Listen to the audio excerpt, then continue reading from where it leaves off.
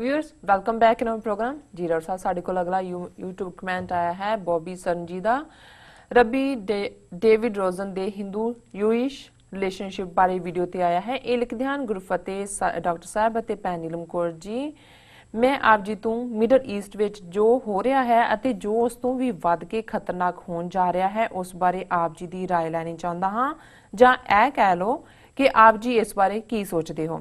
मेरा अपना याती तजुर्बा कहता है कि यह अमरीकना की बहुत वड्डे पद्धर की खेड है जे साडे मुसलमान भरा ना समझ सके तो बहुत वड्डी खाना जंगी हो जाएगी। सारे दे सारे मीडिया का जोर लगा है कि यह शिया सुन्नी का फसाद है पर हकीकत कुछ होर ही है। मैं समझदा हाँ कि सऊदी अरब नूं यमन तो कोई खतरा नहीं है अते ना ही हो सकता है पर आज़ादी तो सब दा हक है। ये यूएस की दोहरी रणनीति है जे ਤਾਂ ਇਸਲਾਮਿਕ ਸਟੇਟ ਸੀਰੀਆ ਤੇ ਹਮਲਾ ਕਰੇ ਫਿਰ ਤਾਂ ਉਹ ਬਾਗੀ ਤੇ ਜੇ ਇਰਾਕ ਵੱਲ ਨੂੰ ਜਾਵੇ ਤਾਂ ਅੱਤਵਾਦੀ। ਇਸ ਚੀਜ਼ ਨੂੰ ਸਮਝਣ ਦੀ ਲੋੜ ਨਹੀਂ ਤਾਂ ਇਸ ਜੰਗ ਦੇ ਨਤੀਜੇ ਬਹੁਤ ਘਾਤਕ ਹੋਣਗੇ। ਇੱਕ ਪਾਸੇ ਈਰਾਨ ਹੈ ਤੇ ਨਾਲ ਰਸ਼ੀਆ, ਦੂਜੇ ਪਾਸੇ सऊदी अरेबिया ते नाल उसदे साथी। ये गल पाकिस्तान लई बहुत खतरनाक सिद्ध हो सकती है क्योंकि पाकिस्तान ना चाहते हुए भी सऊदी अरेबिया की मदद करेगा ते ईरान नाल पंगा लैण वाली गल होवेगी। ईरान इंडिया का दोस्त है ते इंडिया इजराइल का दोस्त नहीं भाई भाई है। हुण इजराइल भी सऊदी अरब नाल मिल के हवाई हमले कर रहा है। ये प्रोक्सी वार तक सीमित नहीं रहेगा। पहला लादेन फिर अबू बकर अल बगदादी जद भी इन्हां दा काम खत्म हुंदा होवेगा ये भी खत्म हुंदे जाणगे। कौन नहीं जानता कि बिन लादेन किस दी पैदावार सी ते जद रशिया थल्ले डिग पिया फिर उसकी जरूरत नहीं सी। हुण एक पासे तां यूएस सुन्नी मुसलमानां दी मदद कर रहा है दूजे पासे शिया दी इराक विच। साडे इंडिया पाकिस्तान वर्गे घट पढ़े लिखे लोगों की समझ तो यह बाहर दीयां गल्लां हन। सिखां ने तां शायद कसम खाधी है कि इतिहास तो कुछ नहीं सीखना। जद इस जंग विच पाकिस्तान फौज शामिल हो जाएगी फिर इंडिया कोल मौका होवेगा बलोचिस्तान सिंध जाके कुछ करन दा। जिस तरह सऊदी हुकूमत मुसलमान देशां नूं यह गल कह रहा है कि खाना काबा नूं खतरा है बागियां तो इस खाना जंगी सिट्टे बहुत मारू निकलणगे खास करके मुसलमान समाज लई। ये अग सीमित नहीं रहेगी जे दुनिया ने इसनूं ना समझिया। सिखां लई भी हुण मौका आवेगा किस तरह की रणनीति तैयार करनी है। नहीं साडे विच तां बहुते अजिहे हन वो कहंदे हन कि वो कुत्ता तेरा कंन लैके भज गया। साडे लोग कंन ते हथ रख के देखणगे कि हैगा है जां नहीं। कुत्ते दे पिछे भज पैंदे हन। थोड़ा हौसले नाल ते अकल नाल सोचना होवेगा। बाकी इस बारे तुसी अपने विचार दिओ जे तुसी इस बारे पहलां दस चुके हो तां दस दिओ क्योंकि मैं काफ़ी दिनां तो काम विच बिजी होण करके प्रोग्राम नहीं दे सकिया। माफ़ी चाहता हाँ। वाहिगुरू जी का खालसा वाहिगुरू जी की फतेह। जी डॉक्टर साहब बॉबी सराओ जी का बहुत शुक्रिया। अक्सर बहुत सारे वीडियोज़ के उत्ते उन्हां दे कमेंट हुंदे ने बड़े लर्निड बड़े पढ़े लिखे बड़े एनालिटिकल बड़ी परचोलात्मक उन्होंने लिखत होंगी है जी। और जिमें तुसी वेरवे दे नाल पढ़िया उन्होंने मिडल ईस्ट का सिनेरियो बयानिया कि वो मिडल ईस्ट जो अज हो रहा है यमन और सऊदी अरेबिया के हवाले नाल प्रॉक्सी वॉर किवें यमन दे विच जिहड़े शिया फाइटर ने उन्होंने ईरान मदद कर रहे है। दूसरे पासे जिहड़ा है वो सऊदी अरेबिया की अमरीका पे ठोक रहा है। इधरों अमरीका ईरान की मदद भी कर रहा है क्योंकि जिहड़े आईसिस वाले ने उन्हां दे खिलाफ कुर्दां दी भी मदद कर रहा है। उत्थे दोनों ईरान और टर्की भी इकट्ठे हो जाते हैं उन्हां दे आईसिस के खिलाफ जी। और उन्होंने बिल्कुल ठीक कहा कि बई उही जिन्होंने अमरीका या पश्चिमी ताकतां ने आम किया उन्होंने गुरिल्लियां नूं पहलां सीरीया दा सिस्टम नूं तोड़न दे लई तो उदों तो उन्होंने कहते सी ये बागी ने कि ये सीरीया की गवर्नमेंट जुल्म कर रही है इन्हां दे खिलाफ फलानी जहरीली गैस भी वरती है। हुण जदों उन्होंने अपना आपा जिहड़ा वो दूजे पासे तोड़ लिया हुण वो अतवादी बन गए।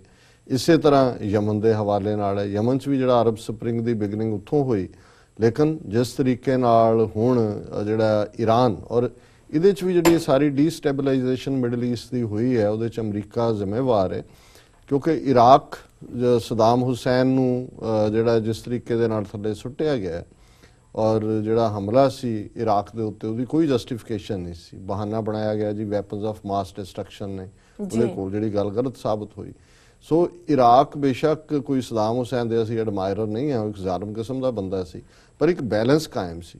ਹੁਣ ਜਦੋਂ ਇਰਾਕ ਕਮਜ਼ੋਰ ਹੋਇਆ ਤੇ ਇਹਨਾਂ ਨੇ ਡੈਮੋਕ੍ਰੇਸੀ ਦਾ ਉੱਥੇ ਢੰਡੋਰਾ ਪਿੱਟਿਆ ਤੇ ਇਰਾਕ ਦੇ ਵਿੱਚ ਸ਼ੀਆ ਮੈਜੋਰਟੀ ਹੈ, ਸ਼ੀਆ ਜਿਹੜੇ ਨੇ ਉਹ ਮੈਜੋਰਟੀ 'ਚ ਨੇ, ਉਹਨਾਂ ਦੀ ਸਰਕਾਰ ਬਣੀ, ਜ਼ਾਹਰ ਹੈ ਸੁੰਨੀ ਸ਼ੀਆ ਟਕਰਾਅ ਸ਼ੁਰੂ ਹੋ ਗਏ ਔਰ ਈਰਾਨ ਮਜ਼ਬੂਤ ਹੋਇਆ, ਕਿਉਂਕਿ ਈਰਾਨ ਜਿਹੜਾ ਇੱਕ ਪਾਸੇ ਤਾਂ ਇਰਾਕ ਦੇ ਵਿੱਚ ਸ਼ੀਆ ਸਰਕਾਰ ਜਿਹੜੀ ਉਹ ਅਗਵਾਈ ਈਰਾਨ ਤੋਂ ਲੈਣ ਲੱਗ ਗਈ, ਦੂਜੇ ਪਾਸੇ ਲੈਬਨਾਨ ਦੇ ਵਿੱਚ ਜਿਹੜਾ ਹਿਜ਼ਬੁੱਲਾ ਹੈ ਉਸ ਦੀ ਐਫੀਲੀਏਸ਼ਨ ਜਿਹੜੀ ਹੈ ਉਹ ਈਰਾਨ ਦੇ ਨਾਲ ਹੈ, ਔਰ ਯਮਨ ਦੇ ਵਿੱਚ ਜਿਹੜੀ ਹੈ ਉਹ ਸ਼ੀਆ ਗਰੇਲੇ ਲੜ ਰਹੇ ਨੇ, ਈਰਾਨ ਉਹਨਾਂ ਦੀ ਵੀ ਮਦਦ ਕਰ ਰਿਹਾ।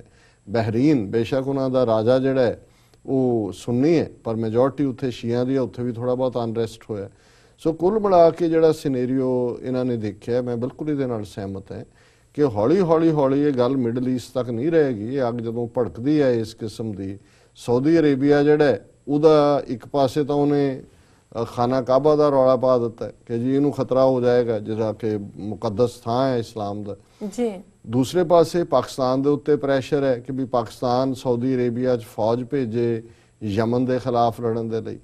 ਹੁਣ ਜ਼ਾਹਰ ਹੈ ਕਿ ਜੇ ਔਰ ਪਾਕਿਸਤਾਨ ਨੇ ਵੀ ਹੁਣ ਉਹਦੇ ਤੇ ਆਸਾਨ ਨੇ, ਨਵਾਜ਼ ਸ਼ਰੀਫ ਜਿਹੜਾ ਪ੍ਰਾਈਮ ਮਿਨਿਸਟਰ ਹੈ, ਜਦੋਂ ਮੁਸ਼ਰਫ ਨੇ ਉਸ ਦੇ ਖਿਲਾਫ ਉਹਨੂੰ ਆਲਮੋਸਟ ਹੈਂਗ ਕਰਨ ਦੀ ਤਿਆਰੀ ਕੀਤੀ ਹੋਈ ਸੀ, ਮੁਕੱਦਮਾ ਬਣਾ ਕੇ ਸਾਊਦੀ ਅਰੇਬੀਆ ਨੇ ਪਨਾਹ ਦਿੱਤੀ, ਉਹਦੀ ਜਾਨ ਬਚਾਈ, ਹਾਲਾਂਕਿ ਪ੍ਰੈਜ਼ੀਡੈਂਟ ਕਲਿੰਟਨ ਦੇ ਕਹਿਣ ਤੇ ਵੀ ਬਚਾਈ, ਜਿਹੜੀ ਕਲਿੰਟਨ ਨੇ ਆਪਣੇ ਕਿਸੇ ਮੈਮੋਇਰ 'ਚ ਵੀ ਲਿਖੀ ਹੈ।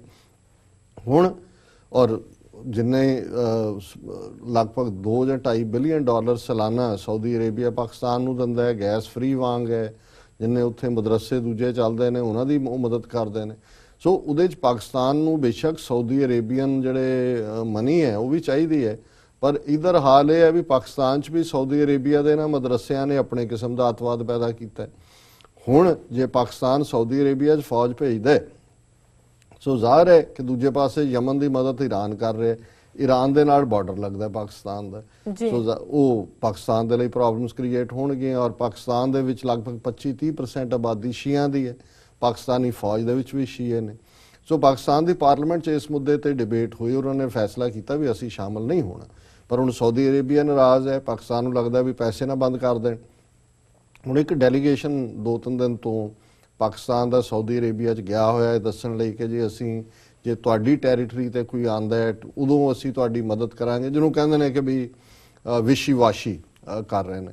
ਸੋ ਅਸੀਂ ਸਮਝਦੇ ਫਿਰ ਵੀ ਪਾਕਿਸਤਾਨ ਨੇ ਮੈਚੋਰਿਟੀ ਦਿਖਾਈ ਹੈ ਕਿ ਪਾਰਲੀਮੈਂਟ ਦਾ ਸਹਾਰਾ ਲੈ ਕੇ ਉਹਨਾਂ ਨੇ ਉੱਥੇ ਕੋਈ ਫੌਜ ਹਾਲ ਦੀ ਘੜੀ ਨਹੀਂ ਭੇਜੀ, ਕੱਲ ਨੂੰ ਇਹ ਮੂਰਖਤਾ ਨਾ ਕਰਨ। ਔਰ ਇਹਨਾਂ ਨੇ ਬਿਲਕੁਲ ਠੀਕ ਕਿਹਾ ਕਿ ਹੁਣ ਈਰਾਨ ਇੰਡੀਆ ਦਾ ਦੋਸਤ ਹੈ, ਜੇ ਈਰਾਨ ਪਾਕਿਸਤਾਨ ਟਕਰਾਅ ਹੁੰਦਾ, ਔਰ ਜਿਹੜਾ ਬਲੋਚਿਸਤਾਨ ਪ੍ਰੋਵਿੰਸ ਦੀ ਗੱਲ ਕੀਤੀ ਹੈ, ਬਲੋਚਿਸਤਾਨ ਦਾ ਜਿਹੜਾ ਬਾਰਡਰ ਹੈ ਉਹ ਲੱਗਦਾ ਹੈ ਈਰਾਨ ਦੇ ਨਾਲ, ਸੋ ਉਹਦੇ 'ਚ ਇੰਡੀਆ ਲਈ ਇਹ ਬੜੀ ਫਿਰ ਈਜ਼ੀ ਗੇਮ ਹੋ ਜਾਏਗੀ ਕਿ ਉਹ ਈਰਾਨ ਦੇ ਇਧਰੋਂ ਈਰਾਨ ਦੇ ਨਾਲ ਰਲੇਗਾ, ਉਧਰੋਂ ਪਾਕਿਸਤਾਨ ਦੇ ਬਲੋਚਿਸਤਾਨ ਔਰ ਸਿੰਧ ਜਿਹੜੇ ਨੇ ਉਹਨਾਂ ਨੂੰ ਅਨਸਟੇਬਲ ਕਰ ਦੇਗਾ।